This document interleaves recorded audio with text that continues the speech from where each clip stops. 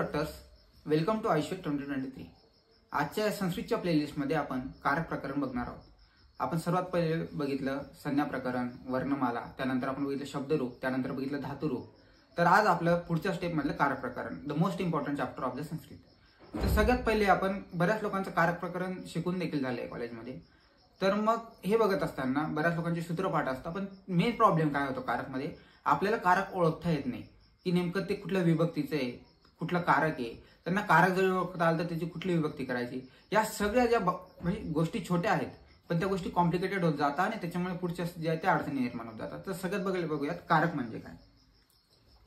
कारक म्हणजे काय की ज्या शब्दांचा संबंध वाक्यातील क्रियेसोबत येतो त्याला कारक म्हणतात। काय? ज्या शब्दांचा संबंध वाक्यातील क्रियेसोबत येतो त्याला कारक म्हणतात। मग क्रिया म्हणजे काय, तर त्याच्यासाठी सगळ्यात पहिले आपले धातू माहिती पाहिजे। तर तुम्हाला क्रियापदाचा फॉर्म्युला आठवतो का काही? क्रियापदाचा फॉर्म्युला काय? धातू प्लस गणाचे विकरण प्लस काळाचा प्रत्यय। मग आता हे चॅप्टर चालू करण्याच्या अगोदर तुमचं काय पाठ पाहिजे? सुप्रत्यय पाठ पाहिजे, तीन प्रत्यय पाठ पाहिजे आणि ते जे गण आहेत आपले चार, त्या गणाचे प्रत्यय पाठ पाहिजे। कळतंय? मग तुम्हाला याच्यावरनं काय होईल? क्रियापद बनेल। मग हे क्रियापद आहे किंवा नाही हे सगळ्यात पहिले ओळखणे इम्पॉर्टंट आहे। मग काय? ज्या शब्दांचा संबंध वाक्यातील क्रियेसोबत येतो त्याला कारक म्हणतात। आणि मग आपल्याला कळेल कसं की या शब्दाचा संबंध क्रियेसोबत येतो किंवा नाही? तर जेव्हा आपण क्रियेला प्रश्न विचारतो, काय कळतंय तुम्हाला? जेव्हा आपण क्रियेला प्रश्न विचारतो तेव्हा आपल्याला कळतं की त्याचा संबंध क्रियेसोबत आहे किंवा नाही। तर आता सगळ्यात पहिले बघूया आपण एक उदाहरण। राम काठीने सीतेसाठी वनामध्ये झाडावरून फळे पाडतो।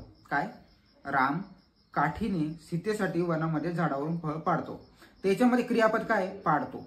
तर मग आता ह्या बाकीच्या शब्दांचा संबंध ह्या क्रियापदासोबत आहे किंवा नाही कसं कळेल? ह्या पाडतोला आपल्याला प्रश्न विचारावा लागेल। तर पहिला प्रश्न विचारू आपण कर्ता कारकसाठी की कोण काठीने सीतेसाठी वनामध्ये झाडावरून फळे पाडतो? राम पाडतो। म्हणजे याचा संबंध येतोय किंवा नाही? येतोय। त्यानंतर कशाने पाडतो? काठीने पाडतो। कोणासाठी पाडतो? सीतेसाठी पाडतो। नंतर कुठे पाडतो? वनामध्ये पाडतो। कुठे पाडतोय ना, म्हणजे स्थळ दाखवते ना ते, मग तिथे कारक येईल। त्याच्यानंतर काय? कशावरून पाडतो? झाडावरून पाडतो। आणि काय पाडतो? फळ पाडतो। म्हणजे आपण हे एवढं मोठं सेंटेन्स घेतलं, त्या सेंटेन्स मध्ये प्रत्येक कारक आहे। कळतंय? पण हे आहे किंवा नाही कशावरून कळतंय आपल्याला? की त्याला क्रियेला प्रश्न विचारल्यावर त्याचं आन्सर येतंय किंवा नाही। नुसतं प्रश्न विचारल्यावर जर आन्सर अप्रोप्रिएट येत नसेल तर आता दुसरं उदाहरण बघूया आपण। राम काठीने सीतेसाठी वनामध्ये झाडावरून आंब्याचे फळ पाडतो। कळतंय? कोण पाडतो? राम पाडतो। कशाने पाडतो? काठीने पाडतो। कोणासाठी पाडतो? सीतेसाठी पाडतो। कुठे पाडतो? वनामध्ये पाडतो। आणि कशावरून पाडतो? झाडावरून पाडतो। आणि काय पाडतो? फळ पाडतो। पण इथं आंब्याचे हे शब्द एक्स्ट्रा आलाय। मग एक काय, जर आपण क्रियापदाला काय प्रश्न विचारला, काय पाडतो, तर आपल्याला फळ उत्तर भेटतं। पण आपण जर क्रियापद म्हणजे आपण जर फळाला विचारलं कशाचे फळ पाडतो, तर आंब्याचे पाडतो। त्यामुळे कळतं तुम्हाला काय, आपण जर क्रियापदाला प्रश्न विचारतो काय पाडतो, तर ते काय उत्तर देते? फळ पाडतोय। बरोबर आहे। पण आपण जर फळाला प्रश्न विचारला की कशाचे पाडतोय, तर आंब्याचे पाडतोय। पण इथं फळ क्रियापद आपल्याला उत्तर भेटते कशाचे पाडतोय? आंब्याचे। पण इथे फळ क्रियापद आहे का? नाही। तर मग ते कारक येईल का? नाही। तर त्याच्यामुळे कारक आहे किंवा नाही हे ओळखणे इम्पॉर्टंट असतं। तर सगळ्यात पहिले बघूया आपण कर्ता कारक। एक टेबल आहे, तो टेबल तुम्हाला लक्षात घ्यायचा, म्हणजे पूर्ण डोक्यात फिट ठेवायचा आहे। सगळ्यात पहिले आपल्याला विभक्ती किती आहेत? 7 विभक्ती आहेत। पण कारक किती आहेत? 6 आहे। लक्षात ठेवा, विभक्ती 7 आहेत आणि कारक 6 आहे। कारण का बरं? षष्टी विभक्तीला कारक नसतो। आपल्याला असं पण एमसीक्यू येऊ शकतो की खालीलपैकी कुठल्या विभक्तीला कारक नसतो? षष्टी विभक्ती। म्हणजे असे एमसीक्यू शोधण्याचे प्रयत्न करा तुम्ही। सगळ्यात पहिले प्रथमा विभक्ती। प्रथम विभक्तीचा प्रत्यय काय बघितला आपण? ओने। तर मग प्रथमा विभक्तीचा कारक असतो कर्ता कारक। तर मग कर्ता म्हणजे काय की क्रिया करत असताना जो स्वतंत्रपणे अर्थाची अपेक्षा करतो त्याला कर्ता म्हणतात। काय? क्रिया करत असताना जो स्वतंत्रपणे अर्थाची अपेक्षा करतो त्याला कर्ता असं म्हणतात। म्हणजे काय? इंडिपेंडेंट असतो, त्याला स्वतःच अस्तित्व असतं। आता राम फळ पाडतोय, तर आता रामच नसला तर वाक्यच होणार नाही ना। म्हणजे त्याला स्वतःचं अस्तित्व आहे किंवा नाही, तो बाकीच्यांवर डिपेंड आहे का? नाही, बाकीचे त्याच्यावर डिपेंड आहे। म्हणजे काय? जो इंडिपेंडेंट असतो तो कर्ता असतो। आता एक उदाहरण बघूया। रामः ग्रामम गच्छति। मग राम कुठे जातो? गावाला जातो। मग ह्या उदाहरणामध्ये राम हा कर्ता कशावरच अवलंबून नाही, त्याच्यामुळे त्याला कर्ता म्हणतात, कारण त्याचं इंडिपेंडेंट आहे। नंतर द्वितीय विभक्ती बघूया। द्वितीय विभक्तीचे प्रत्यय आहे ओलाना। द्वितीय विभक्तीचं कारक असतं कर्मकारक। म्हणजे काय? कर्म म्हणजे काय की कर्ता क्रियेद्वारे जे प्राप्त करण्याची सर्वात अधिक इच्छा करतो। काय? करता क्रियेद्वारे जे प्राप्त करण्याची सर्वात अधिक इच्छा करतो त्याला कर्मकारक म्हणतात. तर आता एक उदाहरण बघूया आपण. रामः फलम खादती. राम काय खातो? फळ खातो. पण जर आपल्याला असं दिलं रामः दूध भात खातो, काय राम दूध भात खातो, तर इथे दोन शब्द आहे, दूध आणि भात. तर मग याच्यात ओळखता आलं पाहिजे आपल्याला की नेमकं कर्म काय. दूध आणि भात दोघं तर कर्म राहू शकत नाही. पण पुढे क्रियापद काय? खातोय. मग आपण दूध कधी खातो का? नाही, आपण भात खातो. त्याच्यामुळे इथे काय होईल? कर्म भात. कळलं? मग राम हा खाणे या क्रियेद्वारे भात खाण्याची सर्वात अधिक इच्छा करतो, त्याच्यामुळे भात हा काय झाला? कर्म झाला. त्याच्यानंतर पुढे तृतीय विभक्ती. तृतीय विभक्तीचं प्रत्यय आहे नेनेद्वारे. याचं कारक आहे करण. तर मग करण कारक म्हणजे काय? की वाक्यामध्ये क्रिया सिद्ध करण्यासाठी किंवा पार पाडण्यासाठी ज्याची अत्यंत आवश्यकता असते त्याला करण असे म्हणतात. म्हणजे काय? की जे कुठलं आपण इन्स्ट्रुमेंट यूज करतोय, जे कुठलं आपण साधन यूज करतोय त्याला करण कारक म्हणतात आणि करण कारकाची तृतीय विभक्ती होते. तर आता हे बघा, एक उदाहरण घेऊया. सहदंडेनं चोरम ताडायती. तो काठीने चोराला मारतो. तर याच्या ह्या सेंटेन्समध्ये कशाने मारतोय? काठीने मारतोय. मग याच्यामध्ये इन्स्ट्रुमेंट काय झालं? साधन. दंडेनं झालं ना, काठी झाली. मग त्याच्यामुळे इथं करण कारक काय होईल? दंडेनं होईल. त्यानंतर चतुर्थी विभक्ती बघूया. चतुर्थी विभक्तीचा प्रत्यय आहे साठीला. चतुर्थी विभक्तीचं कारक असतं संप्रदान कारक. म्हणजे आता संप्रदान कारक म्हणजे काय? की वाक्यामध्ये कर्म ज्याला अभिप्रेत असते किंवा ज्याला दिले जाते त्याला संप्रदान कारक म्हणतात. म्हणजे आपल्या आता आपण कर्म काय की वाक्यामध्ये करता ज्याची सर्वात अधिक अपेक्षा करतो तो कर्म झालं. पण इथे काय सांगता याला? की कर्म ज्याला दिले जाते त्याला संप्रदान कारक म्हणतात. आता काय? शिक्षेय छात्राय पुस्तकम आनयति किंवा ददाती. पुस्तक काय झालं? कर्म झालं. कर्म कोणाला देतोय आपण? कर्म कोणाला देतोय? विद्यार्थ्याला देतोय ना. कर्म काय? पुस्तक आहे. मग पुस्तक कोणाला देतोय? विद्यार्थ्यांना देतोय. मग विद्यार्थी काय झाले? संप्रदान कारक झाले. मग संप्रदान कारकाची कोणती विभक्ती होते? चतुर्थी विभक्ती होते. त्यानंतर पुढचा कारक आहे पंचमी. पंचमी विभक्ती. पंचमी विभक्तीचा कारक आहे अपादान कारक. त्याचे जे प्रत्यय आहे पंचमी विभक्तीचे ऊन हुन पासून. तर वाक्यामध्ये एखाद्या टोकापासून दूर जाण्याची किंवा वेगळे होण्याची क्रिया होते त्या टोकाला अपादान कारक म्हणतात. म्हणजे समजा वेगळं होतंय. आजकालच्या भाषेत कुठला शब्द असेल तर तुम्ही इमॅजिन करून घ्या. वेगळं होतंय म्हणजे काय? आता झाड आहे, झाडावरनं फळ पडतंय, तर झाडापासून फळ वेगळं होतंय ना. कळतंय तुम्हाला? मग वृक्षात पर्ण पद्धती. आता झाडापासून पान वेगळं होतंय. तर मग कशापासून वेगळं होतंय? झाडापासून होतंय. कोण वेगळं होतंय हे महत्वाचं नाही, कशापासून वेगळं होतंय हे महत्वाचं आहे.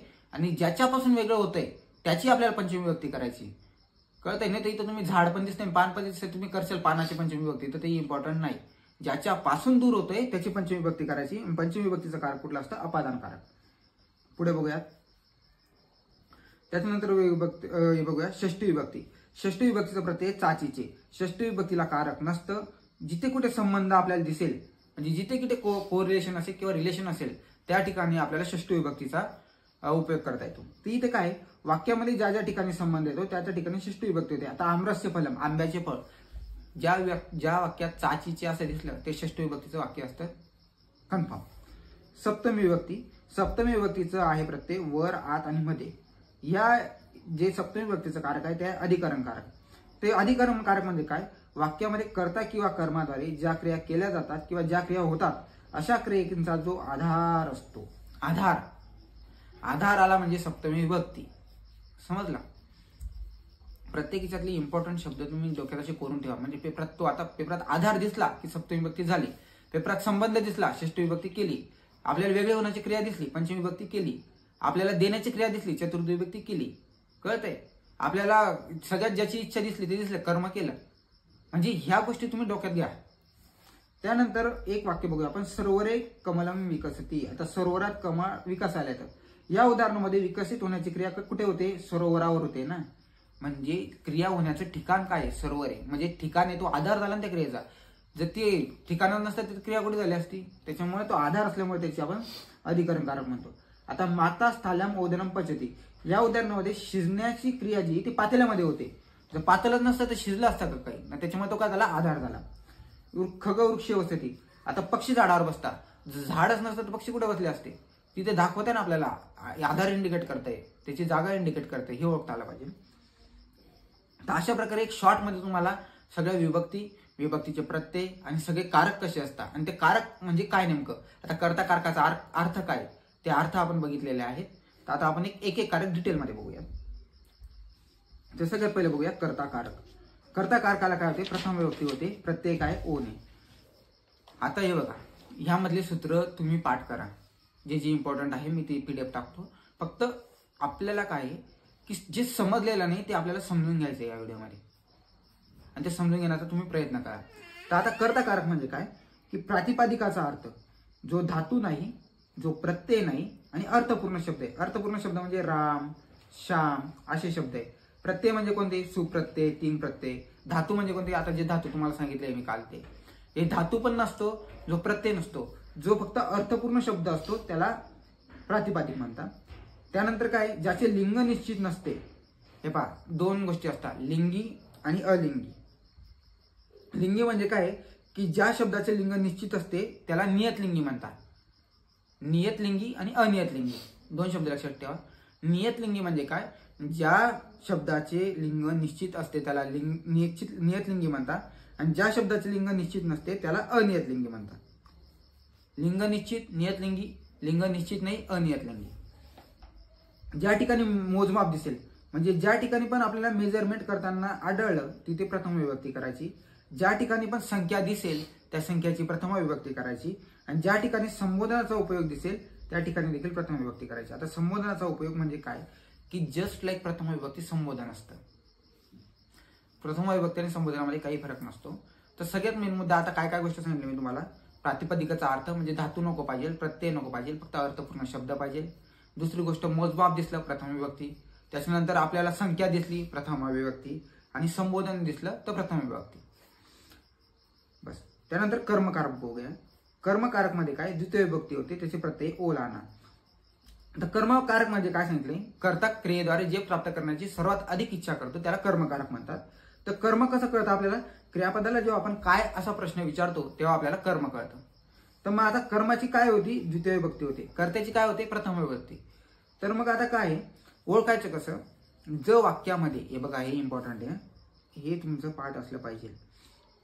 जर आपल्याला वाक्यामध्ये दुह, याच, पच, दंड, रुधी, प्रच्छी, ची, ब्रू, शास, जी, मत, मुशाम, कर्मयुग, स्यात, अकथितम, तथा, स्यात, नि, रु, कृष, वहाम हे धातू ज्या ठिकाणी दिसतील किंवा हे शब्द ज्या ठिकाणी दिसतील ते वाक्य डोळे बंद करून कर्मकारक करायचं. म्हणजे समजा एक सेंटेन्स दिसतंय तुम्हाला आणि त्या सेंटेन्समध्ये तुम्हाला हे शब्द दिसत आहे आणि रिकामी जागा दिली तर तुम्ही काय करायचं? जो बाकी ब्रॅकेटमध्ये शब्द दिला का त्या शब्दाची द्वितीय विभक्ती करायची, तिथे लिहून टाकायचं. सोपं काम. मग त्याच्यासाठी काय पाहिजे? हे शब्द तुमचे पाठ पाहिजे.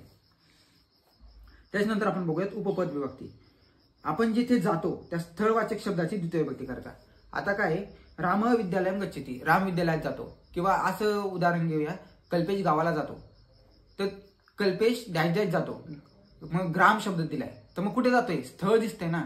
हे बघा असे मेन शब्द. आता स्थळ वाचक आलं म्हणजे द्वितीय विभक्ती होते. हे शब्द तुम्ही लिहून ठेवा एका ठिकाणी की हे धातू दिसल्यावर द्वितीय करायची, स्थळवाचक शब्दाची द्वितीय करायची. त्याच्यानंतर समजून घ्या, वस धातूला उपसर्ग लागला असल्यास धातू सोबत येणाऱ्या शब्दाची द्वितीय विभक्ती होते. हे बघा हे सगळ्यात इम्पॉर्टंट आहे. जिथे कुठे तुम्हाला वस धातू दिसेल म्हणजे काय? वस धातू क्रियापद बघतो आपण सगळ्यात पहिले वाक्याचं. तर ते क्रियापद जर वस मध्ये म्हणजे त्या क्रियापदात जो वस धातू दिसेल आणि त्याला जो उपसर्ग लागलेला असेल आणि त्या वाक्यामध्ये जर तुम्हाला डॅश दिला असेल, रिकामी जागा असेल, तर त्या वाक्यात काय करायचं? जो कुठला ब्रॅकेट मधला शब्द असेल त्याची द्वितीय विभक्ती करून टाकायची. काय? वस धातूला जो उपसर्ग लागला असेल तर त्या ठिकाणी त्याच्यासोबत येणाऱ्या शब्दाची द्वितीय विभक्ती होते. आणि अजून एक वस धातूचं इम्पॉर्टंट असं आहे की जो वस धातूला उपसर्ग लागलेला नसेल तर त्याची सप्तमी विभक्ती करायची. दोन केस आहे तिथे. एक वस धातूला उपसर्ग लागेल ती केस आणि एक वस धातूला उपसर्ग नाही लागणार ती केस. जेव्हा वस धातूला उपसर्ग लागणार आहे तिथे द्वितीय विभक्ती करायची आणि जेव्हा वस धातूला उपसर्ग लागणार नाहीये तिथे सप्तमी विभक्ती करायची. आता पुढे बघूयात. अधि या उपसर्गासोबत स्था, आस आणि शी हे धातू लागले असल्यास त्यासोबत येणाऱ्या शब्दाची द्वितीय विभक्ती होते. तर तुम्हाला दाखवतो मी. अधि. आता वरच्या केसमध्ये आपण काय काय बघितलं? धातू बघितला. आता या केसमध्ये काय बघायचं आपल्याला? उपसर्ग बघायचा आहे. जर अधि उपसर्ग असेल आणि त्या ठिकाणी स्था, आस आणि शी हे तीन धातू असतील तर अधि प्लस स्था अधितिष्ठती असा शब्द तयार होतो. तर मग वानरः वृक्षम अधितिष्ठती. आता असा वाक्य असेल वानरः डॅश डॅश अधितिष्ठती. आता तुम्हाला अधि शब्द दिसतोय ना आणि पुढे तिष्ठती दिसतोय तर मग काय कराल तुम्ही? अधि उपसर्ग दिसतोय म्हणजे तुम्हाला क्लिक झाला पाहिजे. अधिचं आपण कुठे अभ्यास केलाय? द्वितीय विभक्तीत केलाय. स्था तिष्ठती हे द्वितीयामध्ये केलंय. मग वृक्ष शब्द दिला तर वृक्षाची वृक्षम करून टाका आणि सोडून द्या विषय. आता अधि उपसर्ग आहे आणि आस धातू आहे तर त्याचं काय होतं? रूप तयार अद्य असते. वानर डॅश डॅश अद्य असते. अधि दिसतंय आणि आज दिसतंय आणि मध्ये डॅश डॅश आहे. काय करायला? द्वितीया करून टाकायची. अधि आणि शी आहे तर अधिशेते तयार होतं. शिष्य डॅश डॅश अधिशेते म्हणजे काय? जो कुठला विद्यार्थी आहे तो गवतावर झोपतोय. तर मग कुठे झोपतोय असं पण एक विचार करू शकतं. कुठे झोपतोय? गवतावर झोपतोय ना. कळतंय? स्थान दाखवतंय ना काहीतरी. आणि दुसरं काय? आपला अधि उपसर्ग दिसतोच आहे. तर ह्या गोष्टी कळताय का तुम्हाला? आता द्वितीय विभक्ती आपण एक शॉर्टमध्ये घेऊया. कर्ता क्रियेद्वारे प्राप्त करण्याची जी सर्वाधिक इच्छा करतो त्याला द्वितीय विभक्ती होते म्हणजे ते कर्मकारक असतं. त्याच्यानंतर काय सांगितलं तुम्हाला की द्वितीय म्हणजे कर्मकारकाची द्वितीय विभक्ती होते. त्याच्यानंतर काय सांगितलं? दुह याचे पचदंडी रुदिची वृषा जी मतमुषाम कर्म एक सात कथितम अकथितम रुसात्वी नि रु कृष्वहा हे जे धातू आहेत हे जिथे दिसतील तिथे द्वितीय विभक्ती होते. त्याच्यानंतर उपपद विभक्तीत काय? जिथे स्थळवाचक शब्दाची म्हणजे जिथे आपण जातोय त्याची द्वितीय विभक्ती होईल. नंतर वज धातूला जो उपसर्ग लागला असेल तर त्याची द्वितीय विभक्ती होईल. त्याच्यानंतर काय सांगितलं तुम्हाला? अधि या उपसर्गासोबत स्था आस आणि शी हे धातू लागले असतील आणि असं जर तुम्हाला कुठे दिसेल तर तिथे द्वितीय विभक्ती होईल. द्वितीय विभक्ती याच्यासाठी वापरतोय तुम्हाला. द्वितीय विभक्ती तुम्ही अशी मनात बिंबवा. मग द्वितीय विभक्ती मनात बिंबवल्यावर तिथे कारक कुठलं असतं? कर्मकारक. अशा प्रकारे कर्मकारक तुम्ही लक्षात घ्या. त्याच्यानंतर पुढे बघूयात आपण. उभयतः परितः पती अंतरा अंतरेन अभित सर्वत याच्या सोबत येणाऱ्या शब्दांची देखील द्वितीय विभक्ती होते. काय? उभयत परित प्रति अंतरा अंतरेन अभित आणि सर्वत हे शब्द दिसत आहे आणि त्या वाक्यामध्ये डॅश दिली आणि ब्रॅकेटमध्ये एक शब्द आला तर तुम्ही त्या शब्दाची काय करणार आहे? द्वितीय करणार आहे ना. हे बघा, तुम्हाला त्या वाक्याचा जर अर्थ कळत नसेल पण तुम्हाला जर ह्या ट्रिक माहिती असतील की असे शब्द दिसल्यावर तिथे आपल्याला द्वितीय करायची असते, असे शब्द दिसल्यावर आपल्याला तिथे प्रथमा करायची असते, तर ते वाक्याचा अर्थ जरी कळाला नाही तरी तुमचे शब्दपाठ असतील. हे बघा, इथे शब्दपाठांतर इम्पॉर्टंट आहे. कारण का बरं? तुम्हाला विभक्तीनुसार शब्द चालवायचा आहे. तर तो शब्द अकारांत आहे, आकारांत आहे, इकारांत आहे, काय तो शब्द जेव्हा कळेल तुम्हाला तेव्हाच तुम्ही त्याची विभक्ती करणार आहे ना. नाही तर एवढं शिकून काहीच फायदा नाही. सगळ्यात पहिले शब्दपाठांतर इम्पॉर्टंट आहे. तर मग काय? उभयत परित प्रति अंतरा अंतरेन अभित सर्वत या शब्द जिथे दिसतील त्याच्यासोबत येणार शब्दाची द्वितीय विभक्ती करून टाकायची. त्याच्यानंतर बघूया आपण करंकारक. करंकारकाची काय? तृतीय विभक्ती होते. त्याचे जे प्रत्यय आहे ते नेणीद्वारे. क्रियापद जेव्हा कर्त्याची अपेक्षा करतं काय? क्रियापद जेव्हा कर्त्याची अपेक्षा करतं तेव्हा त्या कर्त्याची तृतीय विभक्ती होते. म्हणजे काय आहे बघा, आतापर्यंत तुम्ही शिकले की कर्त्याची प्रथमा होते. नाही, हे साफ चुकीचे. कर्त्याची तृतीय विभक्ती सुद्धा होते. काय सांगतो तुम्हाला? कर्त्याची तृतीय विभक्ती सुद्धा होते. पण त्या कर्त्याची तृतीय कधी होते? काय सांगितलं? क्रियापद जेव्हा कर्त्याची अपेक्षा करते तेव्हा त्याची कर्त्याची तृतीय होते. म्हणजे क्रियापदाला अपेक्षा असते त्या कर्त्याची, पण जिथे कर्त्याचं नाव येईल त्याची तृतीय विभक्ती होते. आणि दुसरं काय? वाक्यामध्ये क्रिया सिद्ध करण्यासाठी किंवा ज्या साधनाची अत्यंत आवश्यकता असते त्याला तृतीय विभक्ती होते. तृतीय विभक्ती दोन केसमध्ये होते. एक तर कर्त्याची केव्हा होते? जेव्हा क्रियापद कर्त्याची अपेक्षा करते. आणि दुसरी केव्हा? साधन आलं, इन्स्ट्रुमेंट आलं, तिथं तृतीय विभक्ती होते. आता हे बघा, इथं काय? रामेन बाणेन हतवाली. आता काय येते? रामेन बाणेन हतवाली. मग कशाने करतोय राम? बाण काय झालं? इथं साधन झालं. पण हत आणि वाली, इथं वाली काय आहे? वाली क्रियापदी की हत क्रियापदी? ओळखायचं क्रियापद. हा तुम्हाला प्रश्न आहे आज, क्वेश्चन. रामेन बाणेन हतवाली याच्यामध्ये क्रियापद कोणते हे तुम्हाला ओळखायचे. आणि मग हा जो रामेन शब्द आहे हा क्रियापद ह्या शब्दाची अपेक्षा करतोय. म्हणजे काय? जर तिथं करता नसला ते वाक्य होणारच नाही ना. मग राम शब्दाची करता का प्रथम विभक्ती कधी राम होती ना, पण इथं रामेन दिलंय. रामेन का दिलंय? कारण तो अनुक्त करताय. अनुक्त करता का बरं आहे? कारण ते जे क्रियापद आहे जे तुम्ही शोधणार आहात आता त्या क्रियापदाला त्या कर्त्याची अपेक्षा आहे. त्याच्यानंतर आपण बघूयात उपपद विभक्ती. सह साकम समम सार्धम या सर्वांचा अर्थ एकच होतो, बरोबर. सह साकम समम सार्धम या शब्दाच्या सोबत येणाऱ्या शब्दाची तृतीय विभक्ती होती. आता अहम डॅश सह ग्रामम गच्छति. आता इथं ब्रॅकेटमध्ये राम शब्द दिलाय समजा. अहम डॅश सह ग्रामम गच्छति, मी डॅश सोबत गावाला जातो. आता इथं काय? कोणासोबत जातोय? राम शब्द दिलाय कंसामध्ये, मग रामाची तृतीय काय रामेन. पण हे कशावरनं ओळखलं? समजा त्याचा अर्थ जरी कळाला नाही, हे कशावरनं ओळखतं? कारण तिथं सह शब्द आहे ना, हा सह आपल्याला सगळं सांगून जातो. सह साकम समम सार्धम असा शब्द वाक्यात दिसला आणि त्या वाक्यामध्ये जर डॅश असेल तर सीधा सट त्याची काय करून टाकायची? तृतीय करून टाकायची. त्याच्यानंतर अलम म्हणजे नको. नको या अर्थी शब्द आला असल्यास त्यास संबंधित येणाऱ्या शब्दाची तृतीय करून टाकायची. अलम डॅश डॅश, अलम रोदनेनं, अलम हसनेनं म्हणजे काय? अलम रोदनेनं म्हणजे रडू नको. नको या अर्थी शब्द आला म्हणजे नकारार्थी आला म्हणजे तृतीय अलम शब्द. त्याच्यानंतर विना शिवाय म्हणजे तुझ्याशिवाय पण करू शकतो, मग त्याच्यासाठी काय शब्द आला आपल्याला? विना. म्हणजे याच्यासोबत येणार शब्दाची तृतीय विभक्ती करायची. डॅश डॅश विना अहम न पठामी म्हणजे डॅश डॅश शिवाय मी अभ्यास नाही करू शकत. शिवाय आला ना, मग कशाशिवाय करू शकत नाही? पुस्तकाशिवाय. असं एक लावू शकता किंवा एक साधन म्हणून लावू शकता. पुस्तक काय साधन आहे ना अभ्यासाचं. म्हणजे एकदाच तुमच्या डोक्यात ती कन्सेप्ट गेली म्हणजे तुम्ही ते विभक्ती ओळखू शकता आणि विभक्ती ओळखली म्हणजे तुम्ही कारक ओळखू शकता. त्याच्यानंतर काय? कार्यम अर्थम प्रयोजनम किम याच्या सोबत येणाऱ्या शब्दाची तृतीय विभक्ती होते. म्हणजे ज्या वाक्यामध्ये तुम्हाला कार्यम अर्थम प्रयोजनम आणि किम हे शब्द दिसतील आणि पुढे डॅश डॅश असेल आणि कंसात एखादी शब्द दिला असेल तर त्या शब्दाची काय करायची? तृतीय विभक्ती करून टाकायची. आता तुम्हाला हे दाखवतो मी. पुढचं कारक आहे संप्रदान कारक. संप्रदान कारक म्हणजे काय? चतुर्थी विभक्ती. साठीला हे प्रत्येक आवरली ते मी कारकाच्या समोर कळतं तुम्हाला. आता ज्या लोकांना कारक जमतं ना ते अर्थ लावण्याचा मिनिंग लावण्याचा प्रयत्न करतील. म्हणजे तुमचे म्हणजे कारक आहे, कारकाची विभक्ती कळते, तुमचे प्रत्यय असेल जे कोऑर्डिनेशन मध्ये डोक्यात राहिलं तर त्याचं मिनिंग तुम्ही मराठीमध्ये तयार करणार आहे ते इझीच आहे. हे बघा मी फास्ट याच्यासाठी घेतोय, इतका वेळ तुमच्याकडे पण नाही की तुम्ही प्रत्येक गोष्ट एकदमच मी हळूहळू सांगेल आणि तुम्ही हळूहळू कराल.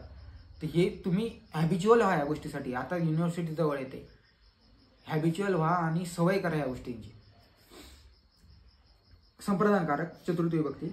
कर्म ज्याला अभिप्रेत असते किंवा ज्याला दिले जाते त्याला चतुर्थी विभक्ती होते. मग आता शिक्षक छात्राया पुस्तकं जाते. शिक्षक कोणाला पुस्तक देत आहे? विद्यार्थ्यांना देत आहे ना. मग काय? छात्राय. आता हे बघा, आता इथे मजा आहे. नमः, स्वस्ती, स्वहा, स्वधा, अलम, वशट या शब्दांच्या सोबत येणाऱ्या शब्दांची चतुर्थी होते. म्हणजे वाक्यामध्ये जर तुम्हाला नमः, स्वस्ती, स्वहा, स्वधा आणि अलम आणि वशट हे शब्द दिसले आणि त्याच्यासोबत येणारे शब्द दिसले तर त्यासोबत येणाऱ्या शब्दांची चतुर्थी विभक्ती आहे. आता इथे मजा काय? अलम शब्द आलाय, तृतीय विभक्तीमध्ये पण अलम आलाय, इथे पण अलम आलाय. पण जेव्हा अलमचा अर्थ नको असेल ना तेव्हाच त्याची तृतीया करायची, अन्यथा अलम जिथे असेल त्याची चतुर्थी विभक्ती करायची. त्याच्यानंतर काय? रुची म्हणजे आवडणे. कुठली आपल्याला तर बऱ्याच गोष्टी आवडतात आयुष्यात, तर मग त्या ज्याची रुची आपल्याला अशा अर्थी आलेल्या धातूसोबत येणाऱ्या शब्दाची चतुर्थी विभक्ती होते. आता बालक काय? मोदकम रोचते. कोणाला मोदक आवडतात? बालकाला आवडतात. तर मग इथे काय करताय तुम्ही? रुची ना, आवडते ना, जिथे आवड दिसते तिथे चतुर्थी करायची. चतुर्थी करताय म्हणजे तो कारक कुठला झाला? संप्रदान कारक. ज्याला कर्ज दिले जाते त्याची चतुर्थी विभक्ती होते. इथे बरेच लोक कन्फ्यूज असतात. ज्याला कर्ज दिले जाते किंवा जो कर्ज घेतो त्याची चतुर्थी करायची. आता राम देवदत्ताय शतमदार आहे. राम देवदत्ताला 100 रुपये देतो. कोणाला देतोय? देवदत्ताला देतोय ना. म्हणजे कर्ज कोण घेतोय? देवदत्त घेतोय. तर मग देवदत्त घेतोय तर चतुर्थी कोणाची करायची? देवदत्ताची. जो घेतो त्याची चतुर्थी, जो देतो त्याची काहीच नाही करायचं. तो प्रथम आहे तर प्रथमातच राहू द्यायचा, जो जसा आहे तसा राहू द्यायचा. पण जो घेतोय, जो कर्ज घेतोय ना त्याची चतुर्थी करायची. नंतर काय? ज्याच्यावर आपण राग, द्वेष, ईर्ष्या, तिरस्कार करतो त्याची चतुर्थी विभक्ती करायची. हे बघा, आपण आपल्यावर नाही घ्यायचं. ज्याचा आपल्याला राग येतो ना त्याची चतुर्थी करून टाकायची. राग येणाऱ्याची चतुर्थी करायची, काहीच नाही करायचं, फक्त चतुर्थी करायची. उदाहरणार्थ राम हरे क्रुद्धती. रामाला कोणाचा? हरीचा राग येतो. तर मग हरी शब्दाची चतुर्थी काय होती? हरय होतं ना, कारण इकारांत शब्द आहे. तर हरीची चतुर्थी हरय होते. तेव्हा मला कधी कळणार आहे? जेव्हा तुम्हाला ते कळणार तो इकारांत शब्द आहे बाबा तेव्हाच कळेल ना. आता उपपद विभक्ती बघूया. ज्याची इच्छा केली जाते त्याची चतुर्थी विभक्ती होते. स्पृह आणि इच्छ असे धातू येतात. म्हणजे ज्याची इच्छा केली जाते त्याची चतुर्थी विभक्ती होते. बालक मोदकाय इच्छती. बालक कशाची इच्छा करतो? मोदकाची इच्छा करतो. ज्या ठिकाणी इच्छा दिसली त्या ठिकाणी चतुर्थी. पुढे बघूयात आपण आता अपादानकारक. अपादानकारकाची विभक्ती होते पंचमी विभक्ती आणि त्याचे प्रत्यय आहेत ऊन ऊन पासून. ज्या वस्तूपासून वेगळी होण्याची क्रिया होते त्या वस्तूची पंचमी विभक्ती होते. तर झाडापासून फळ वेगळं होतं तर पंचमी कोणाची होईल? झाडाची होईल.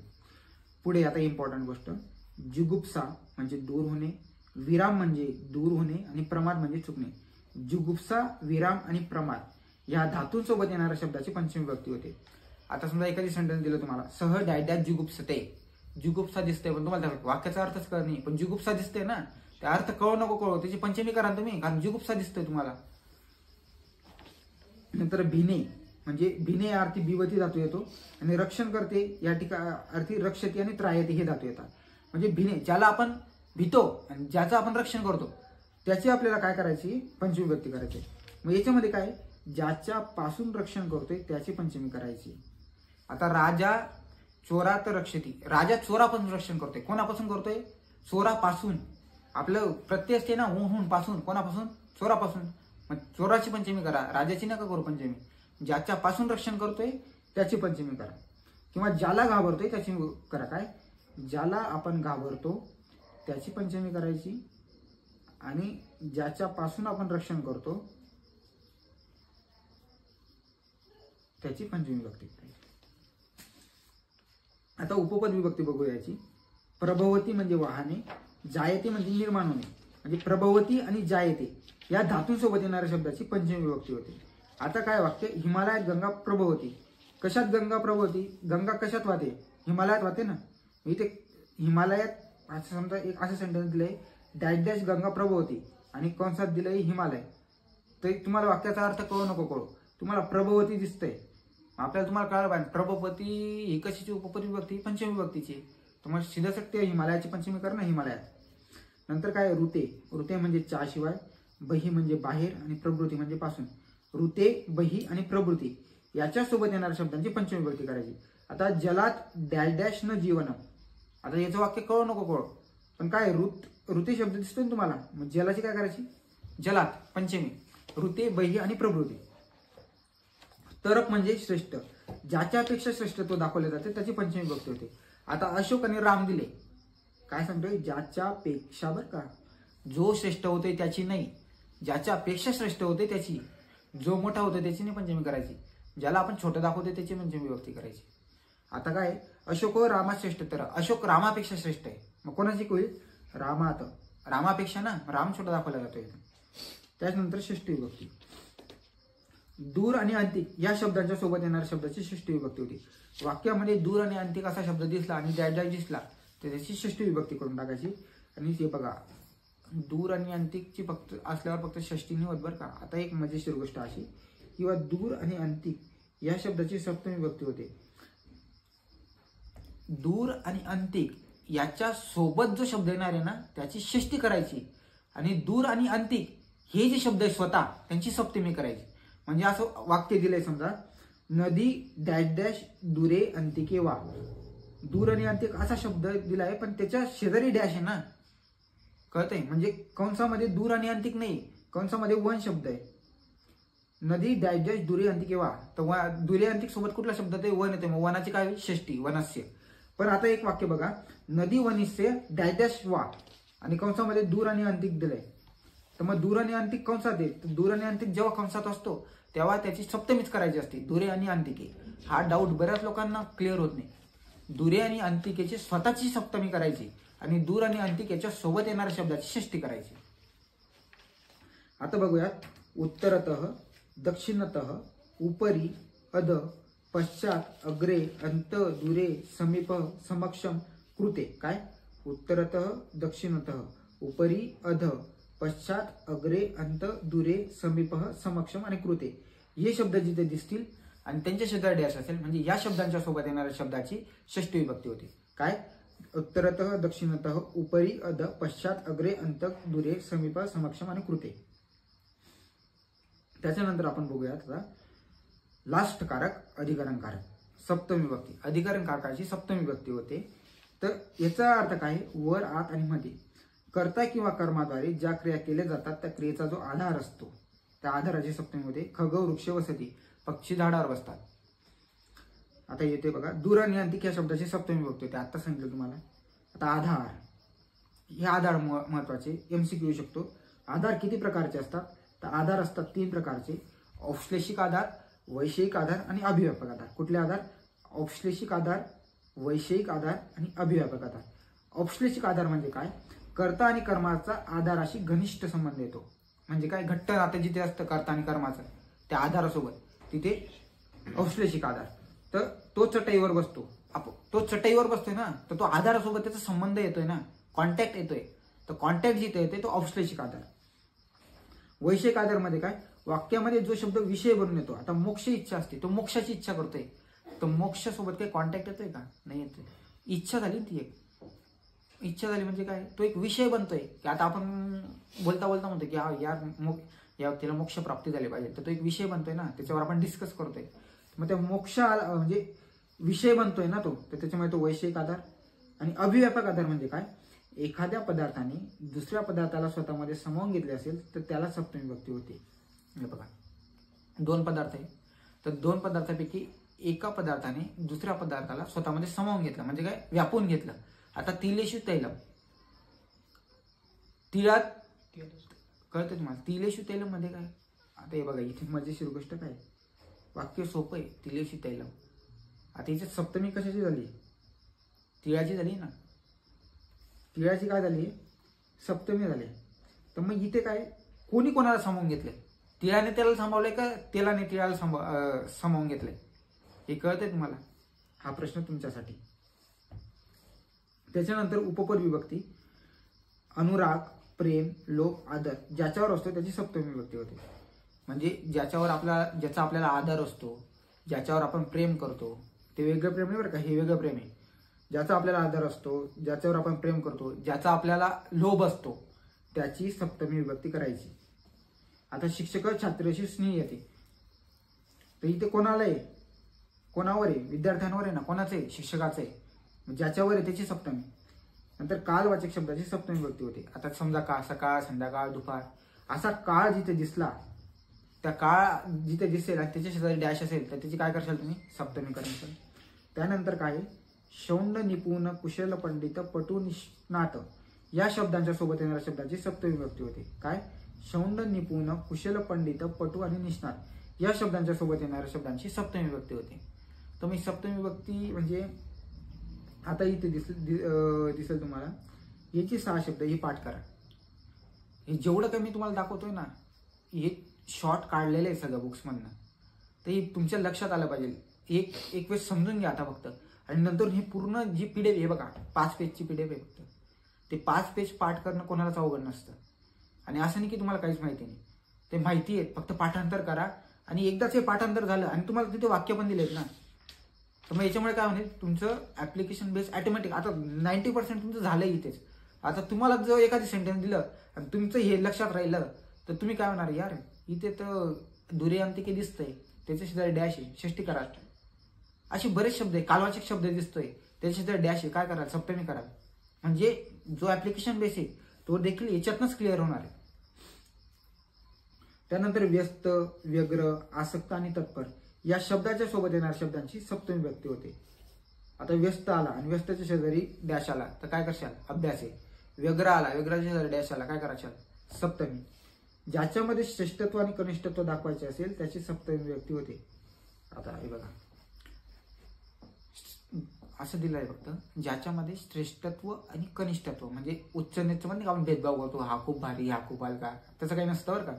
सगळेच भारी असतात, हलकं वगैरे कोणी नसतं.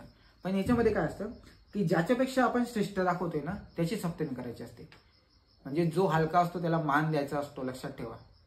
ज्याच्यापेक्षा आपण श्रेष्ठ दाखवतोय त्याची सप्तमी करायची. जो श्रेष्ठ होते त्याची सप्तमी करायची नाही. जो श्रेष्ठ होतो त्याला व्हॅल्यू नसते, जो कधी पण कमीपणा घेतो त्यालाच व्हॅल्यू असते. काय? पंडितेशु पाणिनी श्रेष्ठ. पंडितापेक्षा पाणिनी श्रेष्ठ आहे. कोणापेक्षा श्रेष्ठ आहे? पंडितापेक्षा आहे ना. मग इथं महत्व कोणाला भेटलं? पंडिताला भेटलं. पाणिनीला भेटलं का? नाही. पंडितेशु पाणिनी श्रेष्ठ. अशा प्रकारे आपलं अधिकरण कार्य देखील झालेलं आहे. तर मेन गोष्ट अशी आहे की हे लेक्चर झाल्यानंतर तुम्हाला एक वेळ शांत डोकं ठेवून सगळे जे सूत्र आहेत ते सूत्र फक्त रीड करा. सूत्र आपल्याला पेपरमध्ये लिहायचे नाहीये, सूत्र MCQ ला येतील, पण जो ऍप्लिकेशन बेस आहे तो तुम्हाला ह्या व्हिडिओमध्येच भेटणार आहे. थँक्यू.